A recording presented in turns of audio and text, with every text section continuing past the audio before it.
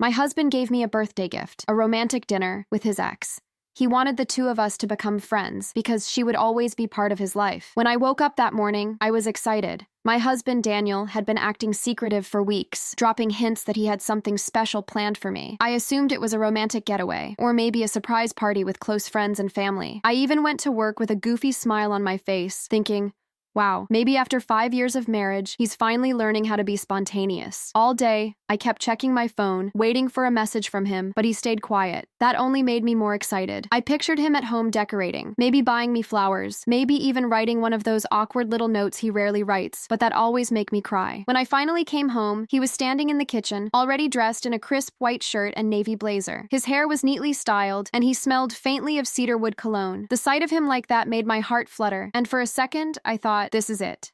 He planned something truly romantic. Happy birthday, love, he said, smiling. He kissed me lightly on the lips, then grabbed his keys. Get dressed. I made reservations. Reservations? I asked, a little surprised. Where are we going? He grinned. You'll see. So I rushed to get ready, slipping into a black dress he'd always said was his favorite. I even wore the silver earrings he gave me on our second anniversary. I wanted the night to feel perfect. But when we pulled up in front of an upscale Italian restaurant, my excitement shifted into confusion. Standing right there at the entrance, waiting for us, was someone I recognized immediately, though I hadn't seen her in years, his ex. Clara. My stomach dropped. She looked stunning, of course. Long auburn hair, flawless makeup, a fitted red dress that screamed confidence. She waved at us as if this was the most natural thing in the world, like we were all old friends catching up. I turned to Daniel, whispering harshly, "What the hell is she doing here?" He squeezed my hand like he was calming a child. "Don't freak out, okay? It's your birthday. Just trust me." Trust him? He had brought her to my birthday dinner. We walked inside together, Clara leading the way as if she belonged by his side. My chest felt tight, but I forced a polite smile as we were seated at a candle-lit table. "To the birthday girl," Clara said cheerfully, raising her glass once we had ordered drinks. "Daniel told me so much about how special you are." I blinked, stunned. My own husband sat there, nodding along, as if this situation was perfectly acceptable. Finally, I couldn't take it anymore. "Okay, what's going on? Why is she here?" I demanded, keeping my voice low but firm. Daniel looked at me, calm as ever. "Because, love, Clara is important to me. She always will be." And I thought, what better way to celebrate you than by bringing together the two most important women in my life? I froze. My heart slammed against my ribs. The two most important women in his life? Clara reached across the table, her hand almost brushing mine. "He's right. I know it might seem weird at first, but Daniel and I have such a long history. We've decided we don't want to lose each other, even if we're not together anymore. I hope you and I can be friends." Friends? With the woman who once shared his bed, his secrets, his life? I stared at Daniel, waiting for him to laugh, to say it was some elaborate joke, but he just sipped his wine, watching me carefully, as though he was studying my reaction. The rest of the dinner was a blur. Clara carried most of the conversation, reminiscing about trips she and Daniel had taken, little inside jokes that I wasn't part of, stories about the old days, and the worst part? Daniel laughed along with her. Sometimes he looked at her in that way, like she was still familiar, still his safe place. Meanwhile, I sat there, picking at my pasta, smiling tightly when they looked at me. But inside, I felt like I was being tested, like this whole dinner wasn't for me at all, but for them. When dessert arrived, a slice of tiramisu with a candle in it, Daniel sang happy birthday softly. Clara joined in, her voice light and teasing. I made a wish, but I couldn't bring myself to blow out the candle. Later, as we drove home in silence, I finally asked, "Why would you do that to me? On my birthday of all days?" He kept his eyes on the road, his jaw tight. "Because, love, Clara isn't going anywhere. I needed you to see that. She'll always be a part of my life. If you can't accept that, then maybe we have a bigger problem." His words hit me like a punch. I didn't say anything else the whole way home, but that night, lying in bed beside him, I stared at the ceiling, my mind racing. Why was Clara still so important to him? Why did he insist on forcing her into my life? And most of all, why did I get the feeling that this dinner was just the beginning of something much bigger? I barely slept that night. Daniel lay beside me, breathing evenly, as if nothing had happened, while my mind spun in circles. Every time I closed my eyes, I saw Clara's face, that easy smile she gave him, the way he laughed at her jokes like no time had passed. At some point, I got up, padded into the kitchen, and sat in the dark with a glass of water. I couldn't shake the feeling that my marriage had just shifted, that some invisible line had been crossed. The next morning, Daniel acted as if everything was perfectly normal. He kissed me on the forehead, handed me a coffee, and left for work. No apology, no explanation, just routine. I wanted to scream. Instead, I called my best friend, Hannah. She had known Daniel and me since college, and if anyone could give me perspective, it was her. "You're kidding me," she said after I told her about the dinner. "He really brought his ex to your birthday? What kind of twisted gift is that?" "I don't know. I whispered, my throat tight. He said she's always going to be a part of his life, and I don't understand why. There was a long pause. Then Hannah asked, do you think he still loves her? The words lodged in my chest like glass. I hadn't let myself consider that, not fully. But now, hearing it out loud, I felt cold all over. I don't know, I admitted. But the way he looks at her, it's not how a man looks at just a friend. For the rest of the day, I couldn't focus. I kept replaying moments from the dinner, Clara's hand almost touching mine, the way Daniel's eyes softened when she spoke, how comfortable they were together compared to the stiffness between him and me. By the time Daniel came home, I had made up my mind. I wasn't going to let this go unaddressed. As soon as he set his briefcase down, I crossed my arms. We need to talk, he sighed, already annoyed. About what? About Clara. His jaw clenched. What about her? Daniel, I need to know, why is she still such a big part of your life? Why would you put me in that position? On my birthday? He rubbed his temples like I was giving him a headache. Because I don't want to lie to you. Clara isn't just some fling from my past. She was my first real love. We built years together, and even though it didn't work out romantically, I refused to cut her out of my life. I felt my stomach twist. So what? I'm just supposed to accept her being around all the time? Pretend it doesn't bother me? He looked me dead in the eye. Yes.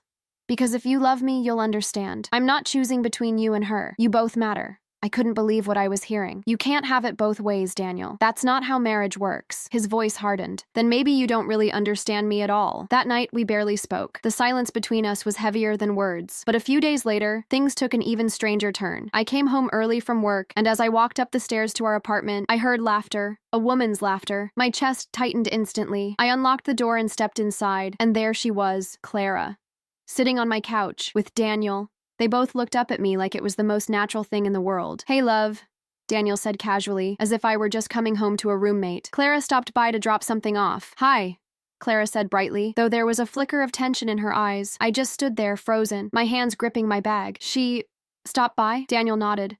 Yeah, I told you. We're still friends. You should get used to seeing her around. Used to it?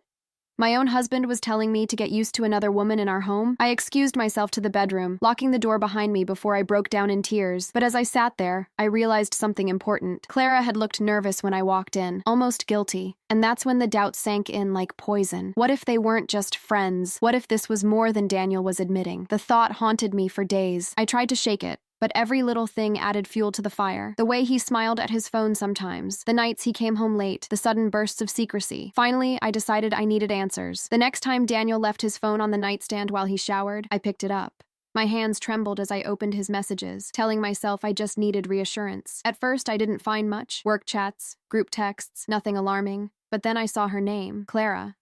I tapped it open, and what I found there made my blood run cold. The messages weren't romantic, not exactly, but they weren't innocent either. Late-night texts, inside jokes, things he never shared with me. And one message, just from the night before. Daniel, I don't know what I'd do without you. I dropped the phone like it had burned me, because in that moment, I realized something terrifying. Maybe Daniel wasn't cheating. Maybe he wasn't even in love with Clara anymore. But she had a piece of him that I would never touch, and he wasn't willing to let it go. After finding that message, I couldn't look at Daniel the same way. We still went through the motions of being a married couple, sharing meals, sleeping in the same bed, but there was a crack between us now, a crack that kept widening with every glance, every silence. I tried to convince myself that maybe I was overreacting. Maybe his message, I don't know what I'd do without you, wasn't as heavy as it sounded. People said things like that to friends, right? But deep down, I knew. I knew that what they had wasn't just friendship. It was something else, something that blurred every line. And the worst part? Daniel didn't even try to hide it anymore. He invited Clara over again the following weekend. I was in the kitchen preparing coffee when I heard them laughing in the living room. That same easy, intimate laughter. The kind of laughter he and I used to share before everything felt so forced. When I carried the tray into the room, Clara looked at me with a smile that was too sweet, too polished. Oh, we were just talking about that time Daniel and I got stuck in Paris during that storm. Do you remember that, Daniel? He grinned. Of course I do. We ended up sleeping in the airport lounge, remember? That was wild. And then it happened. He looked at her with this softness in his eyes, the kind of look you can't fake. Something inside me snapped. Do you two realize how inappropriate this is? I blurted out, my voice sharper than I intended. Both of them went silent. Daniel's face darkened. What are you talking about? I set the tray down harder than necessary. All of this. You sitting here laughing like old lovers while I serve you coffee in my own house? Do you think this feels good for me? Clara's smile faltered. For the first time, she looked uneasy. I didn't mean to overstep. I value our connection, and I thought— You thought what? I snapped. That you could just slide back into his life like nothing changed? That you could sit on my couch in my home and act like you belong here? Daniel stood abruptly. Enough. Don't talk to her like that. The room went cold. He had raised his voice, but not at her. At me. I stared at him, stunned. You're defending her? Against your wife? His jaw tightened. I'm defending someone who means a lot to me. Clara hasn't done anything wrong. I felt the sting of tears, but I refused to let them fall. And what about me, Daniel? Do I mean anything to you anymore? Or am I just the outsider in my own marriage? The silence that followed was louder than any argument. Clara shifted uncomfortably, then stood. Maybe I should go. Daniel reached for her hand to stop her, but then he caught himself, pulling back too late. I saw it. The instinct, the impulse, and it broke me. After she left, I turned to him. My voice was quiet, trembling.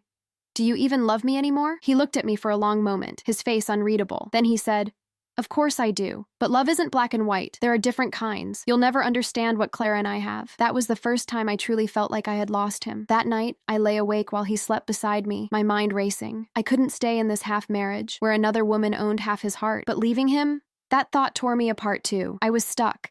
Days passed like a blur. I went to work, smiled at coworkers, came home, cooked dinner. But inside, I was unraveling. Then, one evening, I came home earlier than expected. I walked through the door, and immediately, I knew something was off. The air smelled faintly of Clara's perfume. Sweet, floral, unmistakable. My heart dropped. I set my bag down slowly, listening.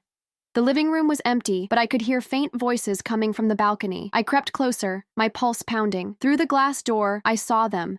Daniel and Clara, standing close, too close. She had her hand on his arm, her head tilted toward him. He wasn't pushing her away. He wasn't resisting. He was just there, letting it happen. I couldn't hear every word, but I caught enough. Clara, you know she'll never accept this, Daniel.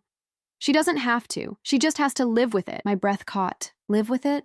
Like this was permanent? Like she was permanent? I stumbled back, my hand over my mouth, desperate not to make a sound. My heart was breaking, and yet some part of me knew I needed to hear more, because deep down, I felt like they were hiding something bigger, and I was right. A few days later, while doing laundry, I found something tucked into Daniel's jacket pocket, a folded envelope. My curiosity burned, so I opened it. Inside was a letter from Clara. My hands shook as I read it. Daniel, thank you for being honest with me. I know this arrangement isn't easy, but I promise I'll never force you to choose. We both know the truth. What we had will never really go away, and maybe she'll come to see that in time. Yours always, C. I dropped the letter, my vision blurring. Yours always. It wasn't just friendship. It wasn't just nostalgia. It was something living, breathing, and still binding them together. And suddenly, my marriage felt like a cage I couldn't escape. The letter haunted me. I carried it in my pocket for days, reading it again and again, as if the words might somehow change. Yours always. Every time I saw that phrase, I felt like I was being shoved out of my own marriage. Finally, I couldn't hold it in anymore. One night, after dinner, I set the envelope on the table between us. Daniel was scrolling on his phone, barely paying attention. What's this? He asked, glancing at the letter. You tell me, I said, my voice sharp. He opened it, and I watched his expression shift. Annoyance, then guilt, then anger. You went through my things? I clenched my fists. Don't you dare turn this on me. I had to find out through a letter that your ex is writing to you like she's still yours. He shoved the paper back into the envelope. It's not what you think. Oh, really? Because it looks exactly like what I think. It looks like she still has a claim on you, like you've never actually let her go. He slammed his hand on the table, making me flinch. I told you from the beginning, Clara will always be a part of my life. That doesn't mean I don't love you. My voice cracked. Then why do I feel like the second choice in my own marriage? The silence that followed was unbearable. He didn't deny it. He didn't rush to reassure me. He just sat there, jaw tight, eyes full of something I couldn't read. That silence told me everything. The next morning, I made a decision. If Daniel wouldn't give me answers, then Clara would. I waited until Saturday, when I knew Daniel had a work conference. Then I found Clara's address. It wasn't hard. She still lived in the same apartment across town. When she opened the door, her eyes widened. Oh, it's you. Yes, it's me. My voice shook, but I forced myself to stand tall. We need to talk. She hesitated, then stepped aside. Fine. Come in. Her apartment was exactly what I expected. Neat, stylish, cozy in a way that felt lived in. There were framed photos on the shelves, her with friends, her on vacation, even one of her and Daniel from years ago. She hadn't taken it down. I sat on the couch, clutching my bag like a shield. Clara poured 2 glasses of water, then sat across from me. So, what do you want to know? I took a deep breath. Why are you doing this? Why can't you let him go? She tilted her head, almost amused. Let him go? You think it's that simple? Yes, I snapped. He's married. To me, whatever you had, it's over. Her smile was small, almost pitying. You don't understand. It's never really over with Daniel. You don't know him the way I do. I felt heat rising in my chest. Then explain it to me, because from where I'm standing, it looks like you're trying to sabotage my marriage. Clara sighed, leaning back. Look, I'm not trying to steal him from you. If I wanted him, I could have had him years ago. But Daniel and I share something deeper than you realize. We went through things together that you'll never touch. That kind of bond doesn't just disappear because he put a ring on your finger. Her words sliced through me. So what? I'm supposed to just accept that I'll never have all of him? She didn't answer. And that silence, her calm acceptance, hurt more than if she'd admitted outright that she wanted him back. Finally, I stood. If you care about him at all, you'll back off, because you're destroying us. Clara's eyes softened for a second, like she almost felt sorry for me. You really don't get it, do you? I don't have to do anything. He's the one who keeps coming back to me. He's the one who won't let go. My breath caught. For a moment, I couldn't speak, because deep down I knew she was right. When I left her apartment, I felt like the ground had shifted beneath me. I thought confronting her would give me clarity, maybe even strength. Instead, I felt weaker than ever. That night, Daniel came home and immediately noticed something was off. What happened? He asked. I looked at him, my throat burning. I went to see Clara. His face hardened. You had no right. No right? I laughed bitterly. She's in our lives whether I want her there or not, and you expect me to stay silent? She told me the truth, Daniel, that you're the one who won't let go, that you're the one who keeps her close. His silence confirmed it. Tears spilled down my cheeks. Do you even realize what you're doing to me? To us? For the first time, I saw guilt flicker in his eyes. But instead of apologizing, instead of reaching for me, he whispered, You don't understand. You never will.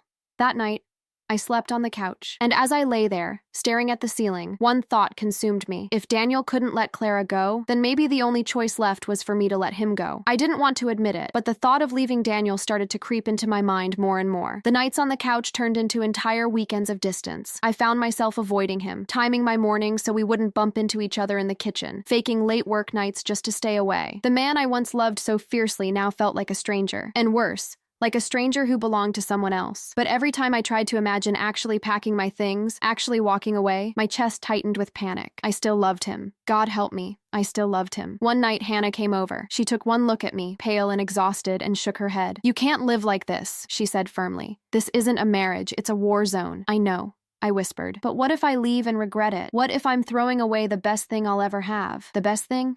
She frowned. Sweetheart, if this is the best thing, then you deserve better. Her words stung because they rang true. After she left, I sat alone in the quiet apartment, staring at the framed photo of Daniel and me on our wedding day. The way he had looked at me then, with joy, with certainty, it felt galaxies away from how he looked at me now. But then, something strange happened. The next morning, Daniel surprised me by making breakfast. Pancakes, coffee, orange juice.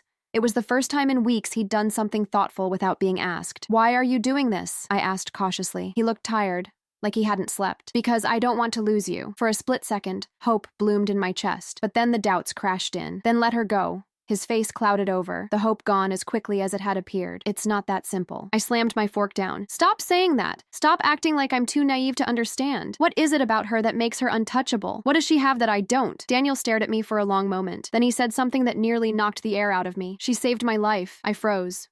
What? He leaned back in his chair, his eyes far away. Years ago. Before you, I went through something bad, something I never told you about. Clara was there. She pulled me through when no one else could. I don't know how to exist without that connection. My mouth went dry. What happened, Daniel? He hesitated, then shook his head. It's not something I can talk about. Not yet. I stared at him, torn between sympathy and rage. Part of me wanted to reach out, to comfort him. But another part screamed inside, if you can't tell me your wife, then what kind of marriage do we even have? Later that day, as if the universe wanted to twist the knife, I ran into Clara again. I was leaving the grocery store when she appeared, almost as if she'd been waiting. We need to talk, she said, her expression serious. I almost walked away, but something in her voice made me stop. Against my better judgment, I followed her to a nearby cafe. She ordered tea. I ordered nothing. I just sat there, arms crossed, glaring. What could you possibly have to say to me? I demanded. Clara looked me straight in the eye. You need to know the truth about Daniel. I stiffened. What truth? She took a breath, her hands tightening around her cup. A few years ago, before you came into the picture, Daniel was in a very dark place. She trailed off, biting her lip. Let's just say he almost didn't make it. I was the one who stopped him from doing something irreversible. That's why he clings to me. It's not romance. It's survival. My stomach dropped. I searched her face for any sign of manipulation, any smugness, but she wasn't gloating. She looked haunted. I'm not telling you this to hurt you, she continued softly. I'm telling you because you're married to him and you deserve to understand. He doesn't lean on you because he doesn't want you to see him that broken, but he leans on me because I already have. Her words cracked something inside me. For the first time, I didn't just see Clara as the enemy. I saw her as the keeper of a piece of Daniel's pain that he had never trusted me with. When I got home, I found Daniel in the living room. He looked up, surprised by the expression on my face. I know, I said quietly. His eyes widened. She told you. I nodded. Why didn't you? His voice broke. Because I didn't want you to see me like that. Weak, helpless, broken. Clara saw me at my worst. I wanted you to only ever see the best parts of me. For the first time in weeks, I saw tears in his eyes, real tears. And in that moment, I felt something shift. Yes, I was still angry. Yes, I was still hurt. But now I finally understood why he couldn't let Clara go. She wasn't just an ex. She was the witness to his deepest wounds. But that understanding came with a terrifying question. If Daniel only ever let Clara see the darkest parts of him, would he ever truly let me in? After Daniel's confession, my world didn't feel the same. For days, I walked around in a fog, trying to process everything. I had spent weeks believing I was competing with Clara for Daniel's love, but the truth was more complicated. It wasn't love, not in the traditional sense. It was something deeper, messier. Trauma binding two people together like an invisible chain. And where did that leave me? Every time I looked at Daniel, I saw both the man I married and the man I didn't know at all. A man carrying a past so heavy, he couldn't even share it with me. One night, I asked him again, why couldn't you tell me? If you trust me, why didn't you let me in? He looked at me, guilt etched into his face. Because, love, you still see me as strong, as capable, as the man who can take care of you. If I told you the truth about how broken I was back then, maybe you wouldn't see me the same way anymore. My throat tightened. But that's marriage, Daniel. Seeing each other at our worst and choosing each other anyway. Don't you get it? I want all of you, even the broken parts. For a second, I thought I saw relief in his eyes. But then he whispered, you say that now, but you don't know what it's like. Clara does. And just like that, the wall between us grew taller. The next day, Hannah came over again. I told her everything. Clara's confession, Daniel's vulnerability, all of it. She frowned. Okay, I get that he went through something dark and she helped him. That's powerful. But does that mean she gets to live in your marriage forever? That you have to share your husband because of it? I didn't have an answer. That night, I watched Daniel sleep beside me, his face peaceful in the glow of the lamp. And I wondered, was I cruel for wanting him to cut Clara off, knowing what she meant to his survival? Or was I a fool for tolerating a third person in my marriage? The following weekend, my worst fears came true. Daniel told me Clara was coming over for dinner. It'll just be casual, he said, as if that made it better. The three of us together. Maybe if we can all sit down, it won't feel so tense. I wanted to scream no, but part of me was tired of avoiding the truth. Maybe sitting across from her again would force everything out into the open. When she arrived, I felt the familiar knot in my stomach. She looked beautiful, of course, effortless, like she always did. But this time, I noticed something different. Her eyes weren't smug, they weren't playful, they looked tired. We ate in uneasy silence until Daniel excused himself to grab more wine from the kitchen. The moment he left, Clara set her fork down and looked at me. You hate me, she said softly. I swallowed. I don't hate you, but you're destroying my marriage. Her lips pressed into a thin line. I'm not trying to. I swear I'm not. But Daniel, he keeps coming back to me, even when I don't ask for it. Do you think that's easy for me? To be his crutch while knowing he belongs to you? Her words stunned me. For the first time, I realized Clara wasn't the villain I'd made her out to be. She was trapped too. Then why don't you walk away? I whispered. She looked down at her hands. Because part of me still feels responsible for him. If I let go and he falls apart again, I don't think I could live with that. Before I could respond, Daniel came back, smiling like nothing was wrong. See? You two are getting along already. Neither of us corrected him. After dinner, Clara left quietly, and I turned to Daniel. She's not the problem, Daniel. You are.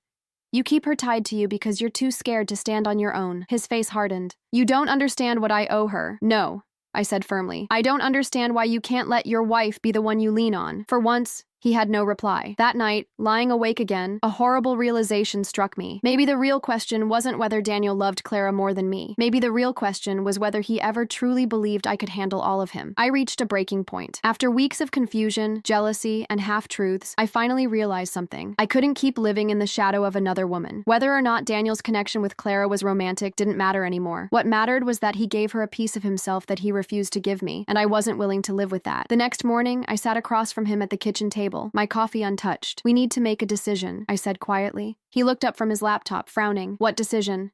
About us. About this marriage. I can't share you with Clara anymore. Either you let her go, or... My voice cracked, but I forced myself to continue, or we let each other go. The words hung in the air like smoke. Daniel's face hardened. Don't make me choose. You've already made your choice, I shot back. Every time you run to her instead of me, every time you defend her instead of me, you're choosing. His jaw clenched, his eyes flashing with anger, but behind that anger, I saw fear, real fear. Finally, he slammed his laptop shut and stood. You don't get it. You'll never get it. Then explain it to me, I shouted. Stop shutting me out. Stop treating me like I'm too fragile to handle the truth. He froze, his chest rising and falling rapidly. For a long moment, I thought he'd finally break, that he'd finally tell me everything. But instead, he whispered, "If I tell you, you'll never look at me the same." I swallowed hard. "Then let me decide that for myself." His eyes glistened with something raw, but he shook his head and stormed out of the apartment, slamming the door so hard the walls shook. I sat there, trembling, the silence deafening. That night, he didn't come home. The next morning, I found his car still gone, his side of the bed untouched. My mind raced with possibilities. Was he with Clara? Was he avoiding me? Or was it something worse? I couldn't take it anymore. I grabbed my phone and called Clara. She answered on the second ring. "Hello? Is he with you?" I asked sharply. There was a long pause. Then she said quietly, "Yes.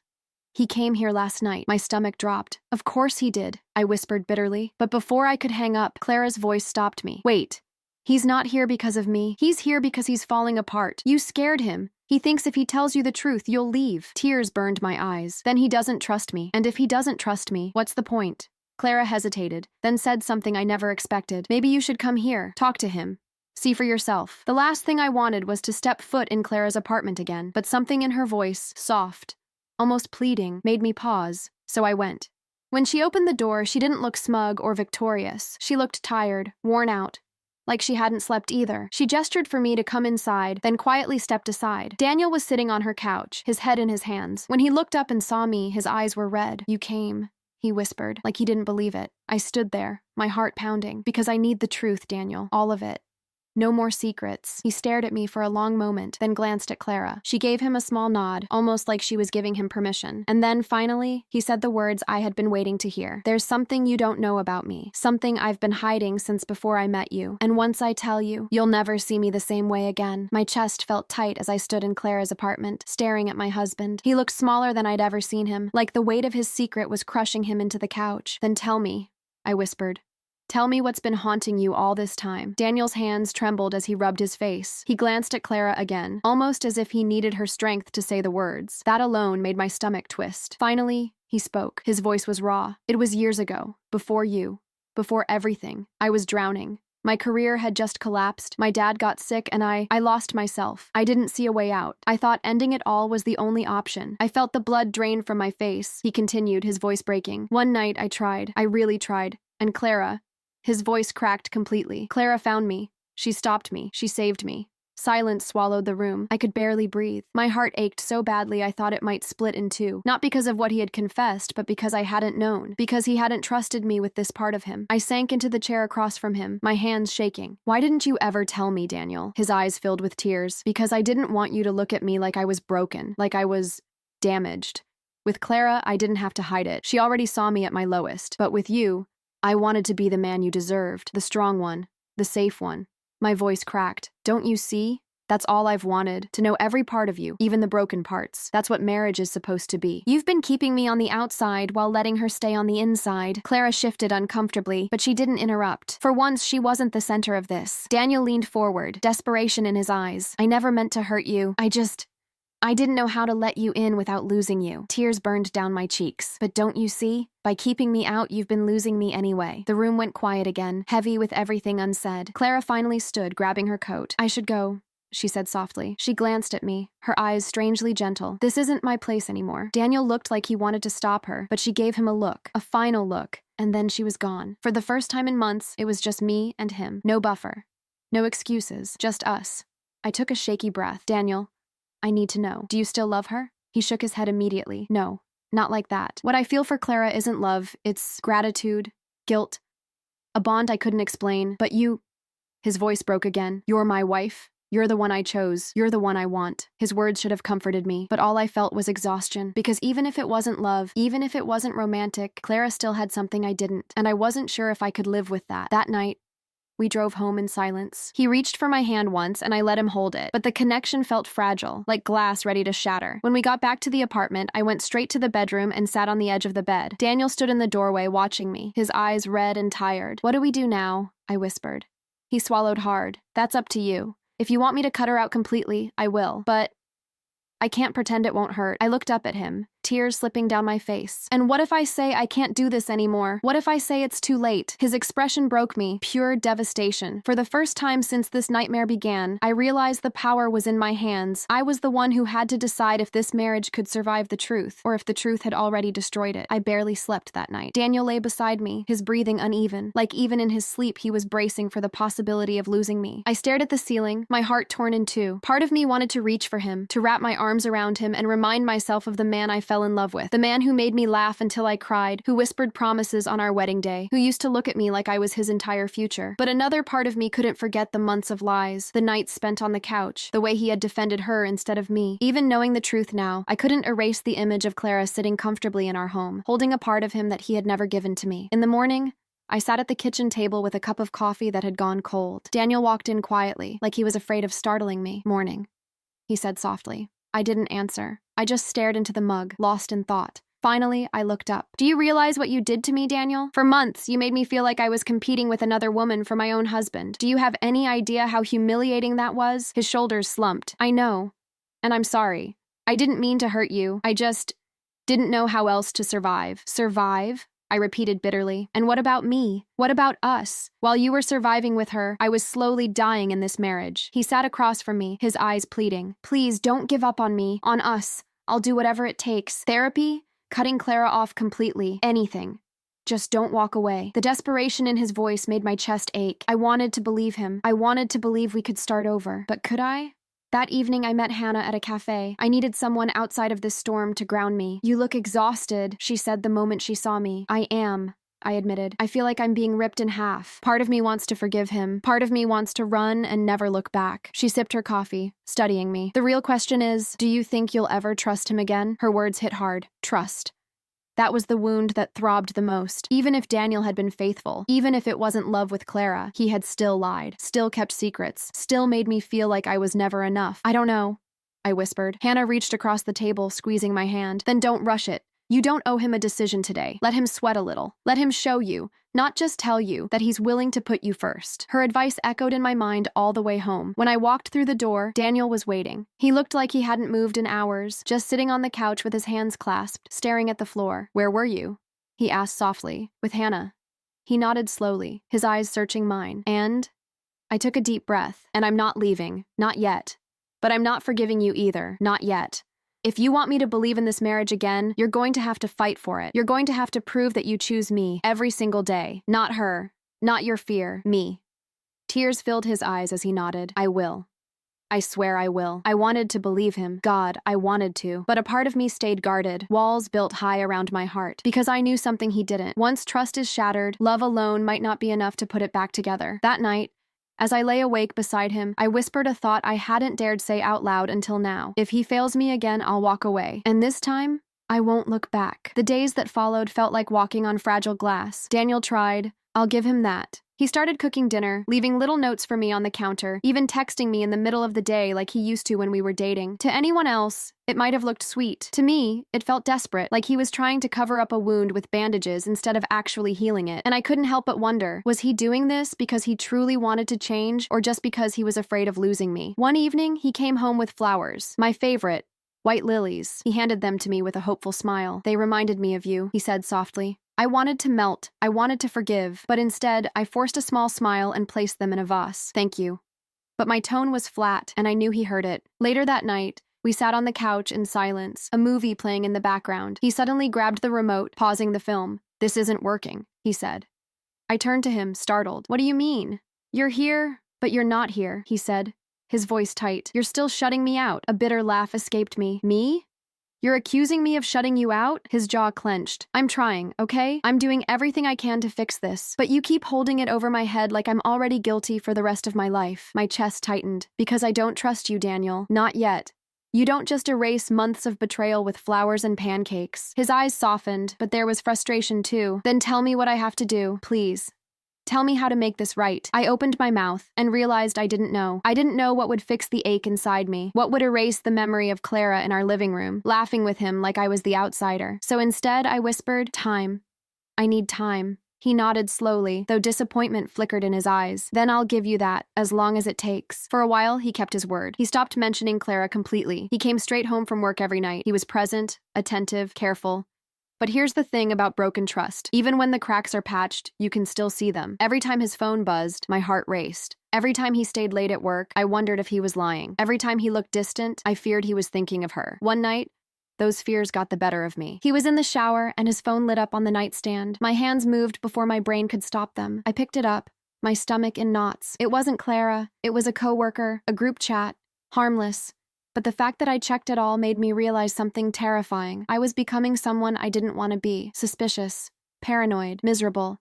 And then came the real test. A week later, Daniel came home looking pale. He set his bag down and sat heavily on the couch. "What's wrong?" I asked. He hesitated, then said, "Clara called me today." My blood ran cold. "And?" "She wanted to meet. She said she needs closure, that she can't move on until we talk one last time." I clenched my fists, my pulse racing. "And what did you say?" He looked at me, his eyes full of conflict. I told her no. I told her I can't see her anymore, that I'm choosing you. I froze.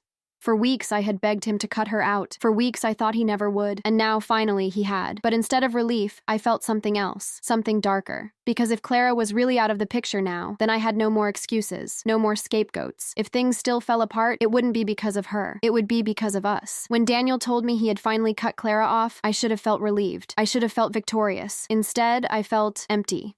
It was like we'd spent so long fighting about her that, without her shadow between us, I no longer knew what our marriage stood on. Clara had been the wound, yes, but she had also been the excuse. And now that she was gone, all that was left was the raw truth. Daniel and I were strangers who shared a home but not a heart. The first few days after he ended things with her, Daniel tried harder than ever. He cooked my favorite meals, left sweet notes on the mirror, suggested we go on little weekend dates like we used to, and I played along. I smiled. I laughed when I was supposed to. I held his hand in public. But inside, something didn't feel right. One night, he surprised me with tickets to a concert I'd always wanted to go to. We dressed up, went out, and for a while, it felt almost normal again. But when the band played one of my favorite songs, I caught myself looking at him and realizing his eyes weren't shining the way they used to when he looked at me. He was trying. But trying isn't the same as loving. Afterward in the car, he reached for my hand. "See? We can get back to us. We just need to keep fighting for it." I forced a smile, but deep down, doubt gnawed at me. What if there is no us anymore? What if it died the moment Clara re-entered our lives, and we're just pretending to revive something that's already gone? The breaking point came a week later. We were cleaning up after dinner when Daniel suddenly said, "You're different." I froze. Different how? "You're colder. Distant. Even now that Clara's gone, you don't look at me the same way." I set the plate down too hard, the sound echoing in the kitchen. "And whose fault is that, Daniel? You broke something in me. Did you think I could just flip a switch and go back to being the wife who trusted you completely?" His jaw tightened. "I ended things with her. I did what you asked. What more do you want from me?" My throat tightened. "I want to feel like your wife again. Not your obligation. Not the person you're trying to patch things up with because you're scared of being alone." His face fell. "Is that really what you think this is? That I'm with you out of fear?" The silence stretched between us, heavy and suffocating. Finally, I whispered, "I don't know what this is anymore." That night, I slept on the couch again. Not because I wanted to punish him, but because the bed felt too heavy, too full of memories of what we used to be. Days passed. We barely spoke. The apartment felt colder, emptier. And in that silence, I started to wonder if maybe Clara hadn't been the real problem after all. Maybe she was just the symptom. The real problem was us. Because if our love had been unshakable, Clara never would have had a place in it to begin with. One evening, I sat by the window, staring at the city lights outside. Daniel walked in, hesitated, then sat across from me. "Tell me the truth," he said quietly. "Do you even want this marriage anymore?" His question cut deep, because the truth was, I didn't know. I looked at him, the man I once couldn't imagine living without, and whispered the words I had been afraid to say. "I want to, but I don't know if I can." His eyes filled with tears, but he didn't argue. He didn't beg. He just nodded, as if he had been expecting this all along. And in that moment, I realized something terrifying. Clara may have been gone, but the damage she represented lingered. And now, the only thing left to decide was whether Daniel and I could rebuild from the ruins, or whether it was finally time to let go. The word divorce had always been something distant to me, something that happened to other people. Couples who gave up, couples who stopped trying. Not us.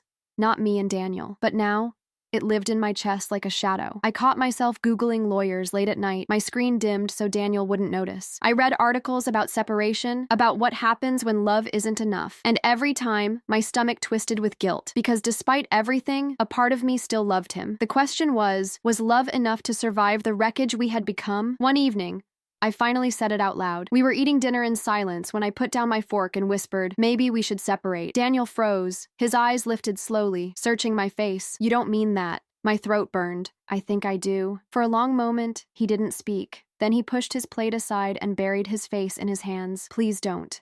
Please, I'll do anything. Just don't give up on us. Tears welled in my eyes. I don't want to give up, Daniel, but I don't know how to keep going like this. I feel like I've lost myself in this marriage. I don't recognize us anymore. He reached across the table, grabbing my hand desperately. Then let's find ourselves again. We can go to therapy. We can take a trip, start fresh. Just don't walk away. Not yet. I wanted to believe him, but deep down, doubt lingered like smoke. That night, I lay awake again, staring at the ceiling, when my phone buzzed on the nightstand. A new message. From Clara. My chest tightened as I read it. I know I promised to stay out of your lives, but there's something you need to know. Something Daniel hasn't told you. Meet me tomorrow. Please. I sat up in bed, my pulse racing. What more could there possibly be? Daniel had already confessed his darkest secret. He had admitted his past, his pain, his dependence on her. What else could she have to reveal? The next day, against my better judgment, I met her at a quiet cafe across town. She looked tense, her eyes darting around as if she didn't want anyone to overhear us. I'm not here to make things worse, she said quickly. I meant it when I said I'd back off. But there's one last thing you deserve to know before you decide what to do. I folded my arms, my voice sharp. Then say it. Clara took a deep breath. The night I saved him. It wasn't just a one-time thing. Daniel and I kept it a secret from everyone. For months after, I was the only one who knew how bad it was. The only one who knew how close he still was to. She trailed off, her voice trembling. Let's just say it wasn't the only time I had to stop him. My blood ran cold. She leaned closer. I'm telling you this because if you leave him now, when he feels abandoned, I don't know what he might do. You need to understand. You're not just his wife. You're his anchor. If you walk away, I don't know if he'll survive it. Her words hit me like a wave. I left the cafe shaking, my mind spinning. Divorce had seemed like the logical next step, the only way to free myself from the pain. But now it wasn't just about me. It was about his life. That night, Daniel looked at me across the dinner table, his eyes tired and pleading. Did you meet her? He asked quietly. I froze. How did you?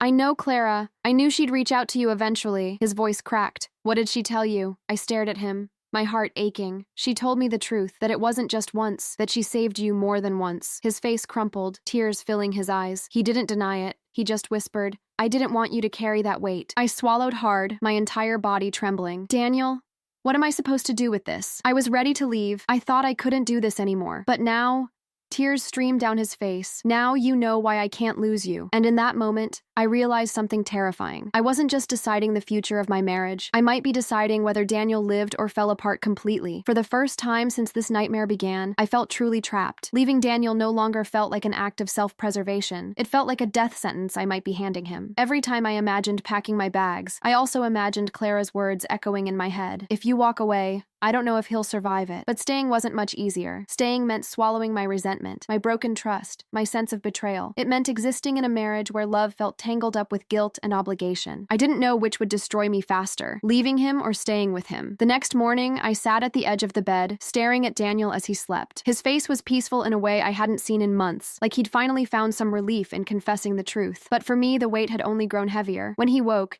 he immediately reached for me, his hand covering mine. You're still here, he whispered, almost in disbelief. Yes, I said softly, but the word felt fragile, like it could shatter at any moment. Later that day, I met Hannah again. I told her everything. Clara's final revelation, Daniel's breakdown, the impossible choice in front of me. She stared at me, stunned. So now you're supposed to be responsible for his entire life? That's not fair. Not to you, not to anyone. I swallowed hard. But if I leave, and he...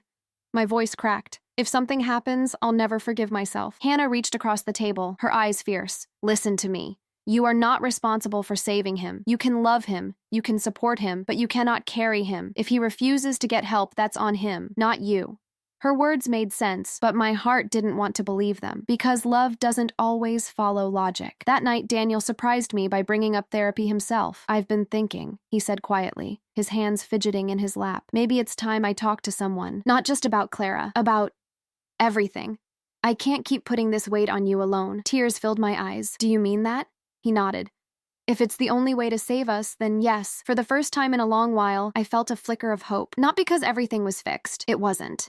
But because he was finally taking a step toward healing that didn't rely on me or Clara. Still, Doubts lingered. A week later, we sat in a therapist's office together. Daniel spoke in halting sentences about his past, his darkest thoughts, his fear of losing me. I sat beside him listening, my heart aching with every word. Afterward, the therapist looked at both of us. Healing is possible, but it's not going to happen overnight. You both need to decide if you're willing to do the hard work, not just for each other, but for yourselves. On the drive home, Daniel reached for my hand. I want this to work. I want us to work, even if it takes years. I squeezed his hand back, but inside I was still conflicted, because while I saw him trying, while I saw the man I loved fighting to surface again, I also saw how far we still had to go. That night, lying in bed beside him, I finally admitted the truth to myself. I wasn't staying just because I loved him. I wasn't staying just because I wanted to save our marriage. I was staying because I was terrified of what would happen if I didn't. And deep down, I knew that was a dangerous foundation for love. The more I thought about it, the clearer it became. I wasn't living a marriage anymore. I was living a negotiation with fear. Every day, I woke up asking myself the same question. If I leave,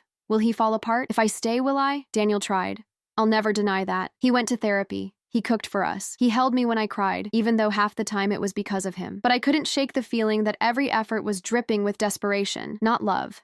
He wasn't building a future with me. He was clinging to me like a lifeline, and I was drowning with him. One evening, after another tense silence over dinner, I finally said the words I'd been swallowing. Daniel, I can't keep living like this. He froze, his fork halfway to his mouth. What do you mean? I feel like I'm not your wife anymore. I'm your safety net, your anchor. The one thing standing between you and falling apart. But I can't be that forever. I can't be your reason to live. That has to come from you. His face crumpled, and for a moment I thought he might break down completely. But instead, he set his fork down and whispered, "So you're leaving?" My throat tightened. I don't know. I'm trying to figure out if there's anything left to save. He reached across the table, his voice trembling. There is. There has to be. I'll fight harder. I'll do whatever it takes. Just don't give up. Tears blurred my vision. That's just it, Daniel. I don't want you to fight harder for me. I want you to fight for you. Until you do that, we'll always be stuck in this cycle. The silence between us was unbearable. That night, I packed a small bag. Not everything. Not yet. Just enough to stay at Hannah's for a while. When Daniel saw me by the door, his face went pale. You're really leaving? He whispered. Not forever, I said softly. I need space. I need to figure out who I am outside of this marriage, outside of all this pain. And you need to figure out who you are without leaning on me or Clara. His eyes filled with tears. What if you don't come back? My heart broke. Then maybe that's the answer we both need. At Hannah's, I cried harder than I had in months, but there was also a strange sense of relief, like I could finally breathe without his weight pressing down on me. The days turned into a week, and then 2. Daniel texted me constantly at first, pleading, apologizing, begging me to return. But eventually, the messages slowed, and when they did, I started to wonder if maybe, just maybe, he was beginning to stand on his own. Then one night I got a letter. Not an email, not a text. A handwritten letter delivered to Hannah's door. It was from Daniel. I finally understand. I've been asking you to carry me when I should have been learning how to walk on my own. I don't know if our marriage can be saved, but I do know this. I'm finally ready to fight for myself. For the first time, I want to live for me, not just for you, not just out of fear. If you ever choose to come back, I'll be here. But even if you don't, thank you for showing me that I needed to stand on my own. I read the letter over and over, tears streaming down my face. For the first time, it wasn't a plea. It wasn't desperation. It was honesty, strength, growth. And that was when I realized my decision was finally clear. I stared at Daniel's letter for a long time, letting his words sink into me like slow rain after a drought. For months, I had been drowning in the weight of his fear, his secrets, his dependence. I had hated Clara, resented her, even envied her, only to realize in the end that she wasn't the real obstacle at all. The real obstacle was Daniel himself, and his refusal to stand on his own 2 feet. But now, for the first time, I saw a glimmer of someone who wanted to. I folded the letter carefully and placed it on the nightstand beside Hannah's couch. Then I lay awake, asking myself the hardest question of all. If he really does grow, if he really does heal, do I want to be there to see it, or is it too late for us? The next morning, I drove back to our apartment, not with bags packed, not ready to move back in, just to talk. Daniel opened the door, surprise flickering across his face. His eyes were tired, but softer than before. You came. I got your letter, I said quietly. He stepped aside to let me in. The apartment looked different, cleaner, lighter, almost like he'd been trying to make it feel new. We sat across from each other at the kitchen table, the same place where so many of our fights had begun. But this time, the air felt calmer. I meant what I wrote, he said softly. I don't want you to stay out of fear, and I don't want to hold on to you like a lifeline anymore. I want to stand on my own, even if it means standing without you. His voice trembled, but there was strength in it too. Tears welled in my eyes. That's all I ever wanted, Daniel. For you to choose life for yourself. Not for me, not for Clara. Just you. We sat in silence for a long moment. And then, finally, I spoke the words I had been carrying for weeks. I love you. But I think our love has turned into something neither of us can live inside anymore. We've both been clinging to the past. Me, to the man I thought you were, and you, to the person Clara helped you be. Maybe the kindest thing we can do is let each other go. His face crumpled, and for a moment I thought he would beg again. But instead, he nodded slowly, tears sliding down his cheeks. You're right, he whispered. As much as it hurts, you're right. I reached across the table and took his hand one last time. This isn't the end of your story, Daniel. It's just the end of ours. Promise me you'll keep going. I promise, he said, his voice breaking. When I left the apartment that day, I carried no bags, only the weight of goodbye. But for the first time in months, I also felt something else. Peace. Because love isn't always about holding on. Sometimes the bravest kind of love is knowing when to let go.